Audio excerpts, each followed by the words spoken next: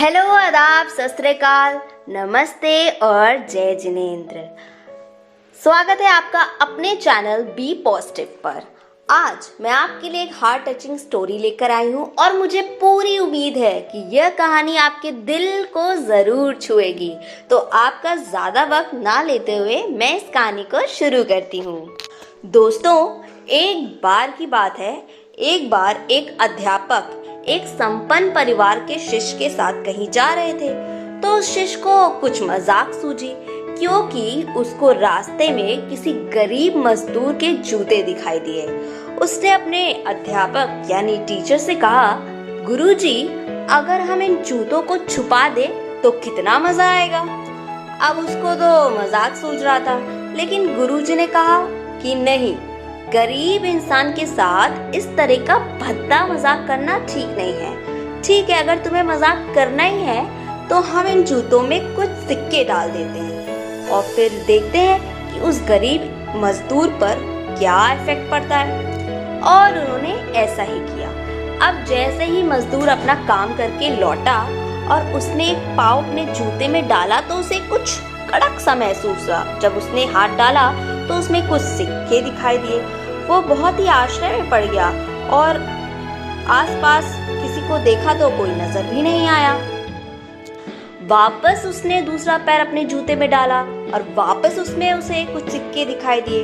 अब दोनों जूते के सिक्के को उसने हाथों में रखा और प्रभु की तरफ यानी भगवान की तरफ इशारा किया कि हे प्रभु, पता नहीं किस भले मनुष्य ने यह सिक्के मेरे जूते में छुपाए हैं, लेकिन जिसने भी छुपाए हैं उसको मेरी दुआ है ताकि इन पैसों से मैं अपने बच्चे पत्नी के लिए कुछ खाना और दवाइयाँ ला सकूंगा। और इतना बोलकर वह चला गया। इस बात को वो शिष्य और अध्यापक दोनों ही सुन रहे थे। अब अध्यापक ने शिष्य से पूछा कि अब तुम बताओ कि तुम्हें कैसा महसूस हुआ, तुम्हारा पहला वाला मजाक या फिर मेरा यह तरीका।